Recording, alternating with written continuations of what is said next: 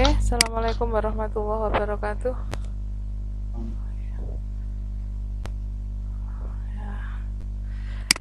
Selamat sore, kita ketemu lagi di room webback saya dalam rangka diseminasi program dari workshop Gubuk Jatim Cerdas.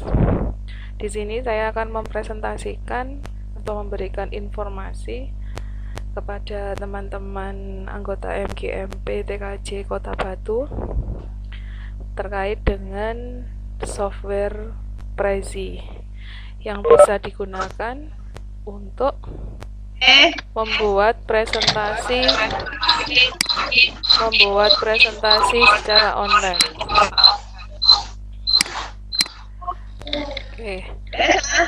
Sebelum kita belajar tentang Prezi, berikut adalah tampilan dari slide PowerPoint yang berkaitan dengan Prezi.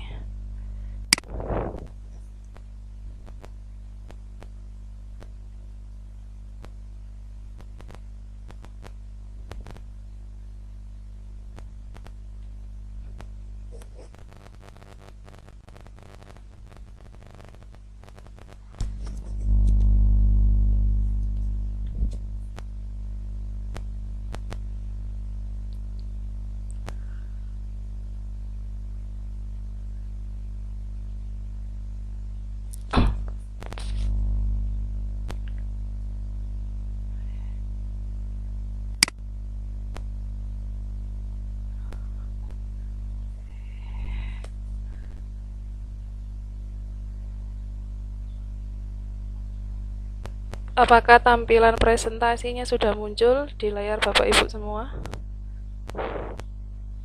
Masih proses. Oke, kita tunggu.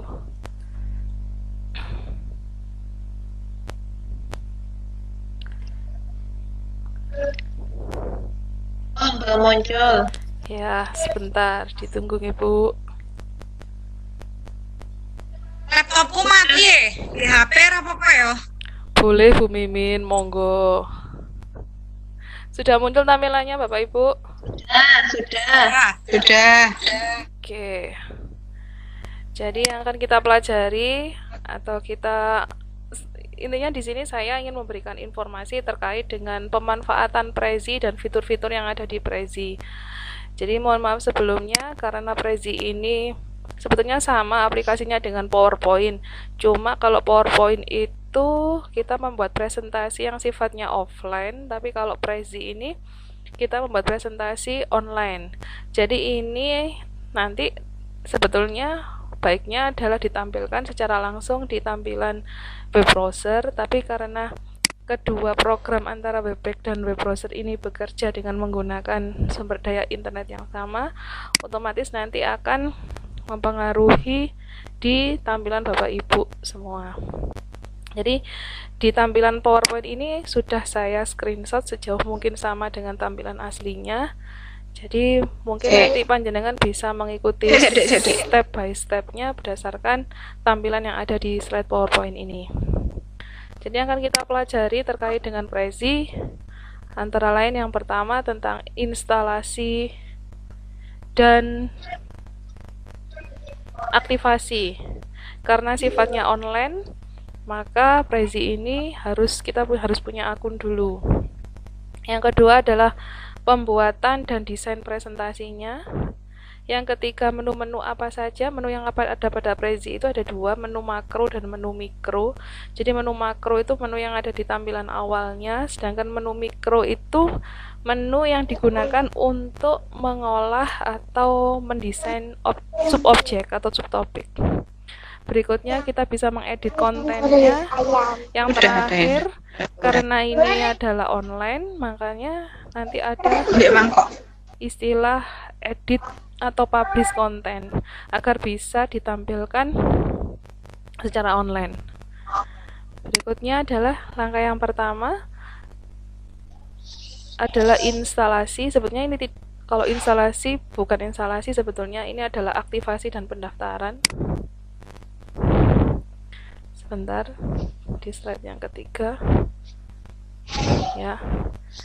Di sini apabila kita ingin melakukan aktivasi, maka kita diwajibkan untuk masuk di halaman web browser dengan mengetikkan https://prezi.com. Tampilannya ada di bawah sini, tampilan dari halaman Prezi-nya. Berikutnya kita bisa memilih di item menu yang ketiga, yaitu untuk education. Setelah kita milih education, di sini ada pilihan basic, edu pro atau premium. Kita pilih yang basic. Setelah mengisikan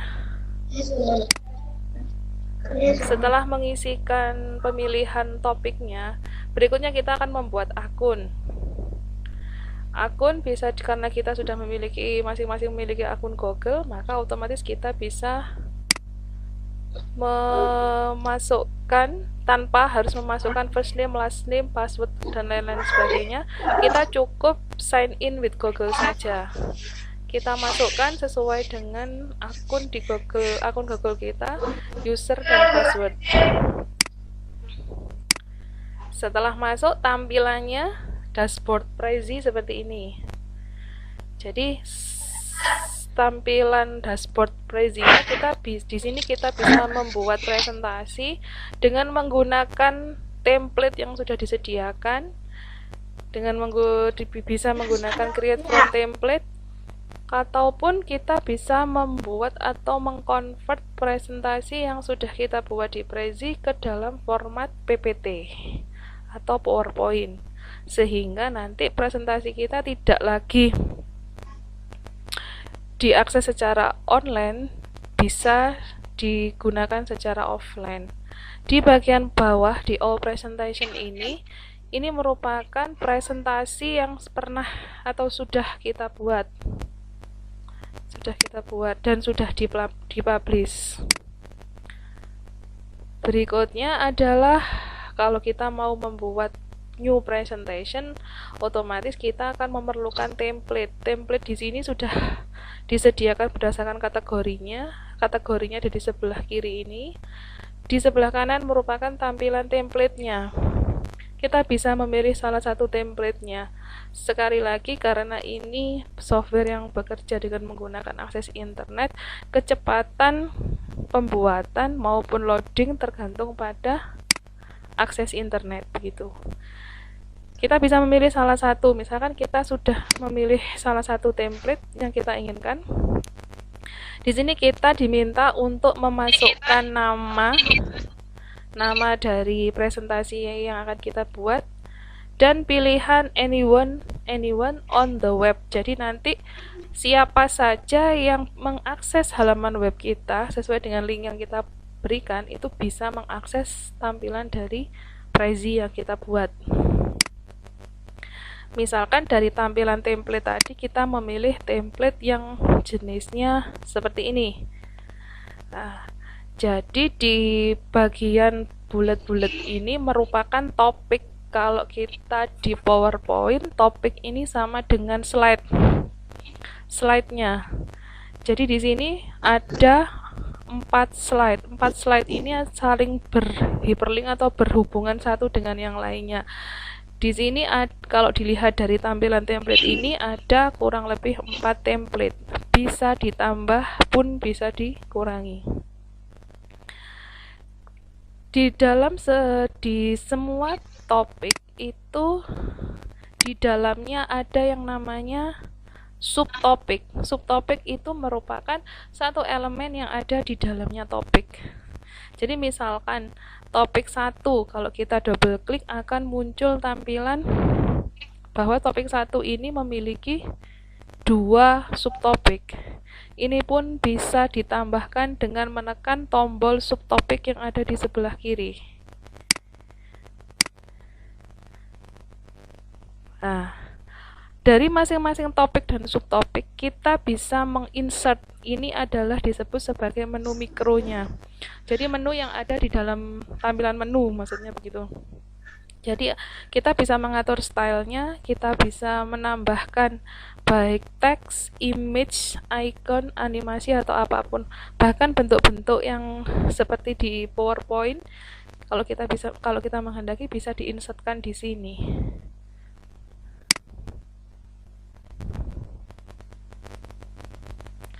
Berikutnya adalah menu style. Menu style ini digunakan untuk mengatur tampilan dari objek.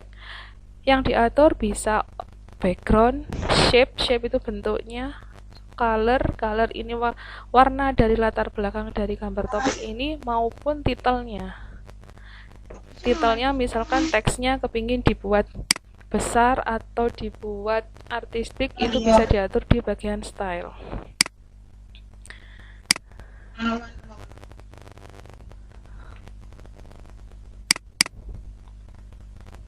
Oke.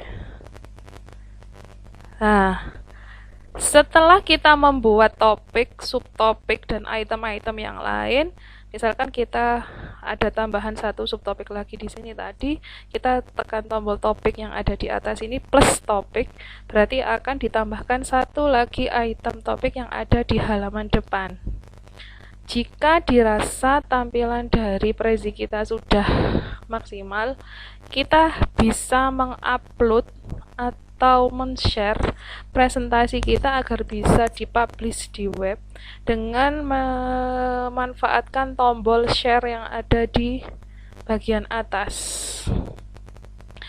Setelah tombol share diklik, akan muncul view link. View link ini akan memberikan link kepada semua orang yang mempunyai akses link kita untuk bisa melihat tampilan yang ada di web kita sesuai dengan presentasi yang kita bikin. Jadi di sini untuk yang paling atas ini diisikan dari siapa yang membuat. Di bawah ini merupakan generate link yang sudah kita peroleh dari view link tadi. Halaman ini https://prezi.com view.bla ini akan bisa dikopikan langsung ke web browser sehingga orang yang sudah mempunyai link ini bisa langsung mengakses presentasi yang kita bikin. Jadi kurang lebihnya seperti itu terkait dengan software Prezi.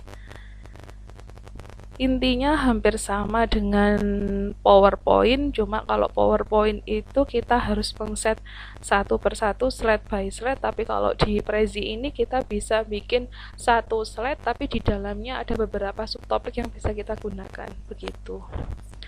Saya kira cukup dari saya terkait dengan pengenalan software Prezi. Mungkin dari teman-teman ada yang mau ditanyakan atau bagaimana? Monggo dipersilahkan. Mungkin Bu Retno, Bu Mimin, Pak Chandra, adakah yang mau ditanyakan?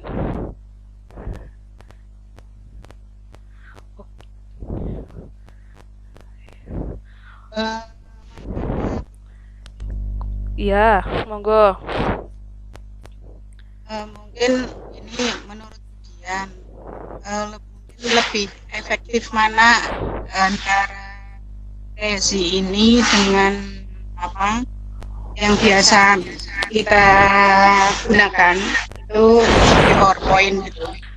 Kalau dari segi pembuatan itu lebih efektif kita pakai Prezi. Tapi semua itu bergantung dari sumber dayanya pun. Kalau misalkan kita bikin dengan PowerPoint itu kan tidak bisa diakses publik ya, hanya bisa lokal, maksudnya tidak bisa dipublish di web gitu. Tapi kalau Prezi ini kita bikin satu, sub itemnya bisa banyak, bisa dipublish ke internet. Tapi kelemahannya ya semua itu tergantung dari akses internet. Kita tidak bisa membuat secara offline, itu kelemahannya. Kalau PPT kita bisa membuat secara offline, tapi kelemahannya kita tidak bisa mempublish di web gitu. Jadi kalau saya semuanya tergantung penggunaan dan kebutuhan begitu. Mungkin ada. Oke, terima kasih. Oke. Mungkin teman-teman yang lain ada yang mau disampaikan? Bu Erna? Sudah terjawab. Tadi itu yang mau saya tanyakan itu apakah kalau Prezi itu kan online, bisa nggak misalkan dibuat offline? Karena kan biasanya kalau buat meeting tapi yang istilahnya nggak ada apa internetnya ya, tapi kita buatnya sudah pakai Prezi. Terus pada saat pemaparan di meeting itu tidak ada layanan internetnya, berarti kan nggak bisa ya Bu Dian ya? Di Prezi ada akses layanan untuk mengkonvert file yang dari Prezi ke format PPT. Bisa. Bisa? Bisa. Saya belum tahu itu. Wah, saya juga sendiri belum pernah mencoba. Ya sudah, kalau gitu nanti kita cari. Soalnya maksudnya kalau Prezi itu kan fiturnya banyak yang menarik gitu kan daripada yang PPT itu template-nya itu. Cuman dari dulu kok bagus-bagus.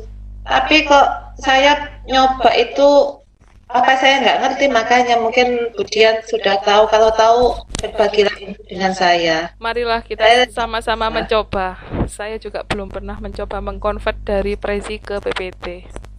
Mungkin di pertemuan MGMP berikutnya perlu diagendakan untuk mencoba itu. Baiklah, terima kasih. Oke, mungkin ada teman-teman yang lain yang ada disampaikan mungkin. Oke, untuk penutup di kegiatan diseminasi kali ini, saya ucapkan banyak terima kasih kepada teman-teman yang sudah meluangkan waktunya untuk bisa join di room Webex saya. Semoga panjenengan semua diberikan kelancaran dalam bekerja, diberikan ilmu yang bermanfaat. Amin. Sehingga bisa dimudahkan dalam belajar dan mengajar di masa pandemi seperti sekarang. Terima kasih atas perhatian dan join dan kerjasamanya disampaikan. Terima kasih yang sebanyak-banyaknya. Assalamualaikum warahmatullahi wabarakatuh. Waalaikumsalam warahmatullahi wabarakatuh. Waalaikumsalam warahmatullahi wabarakatuh.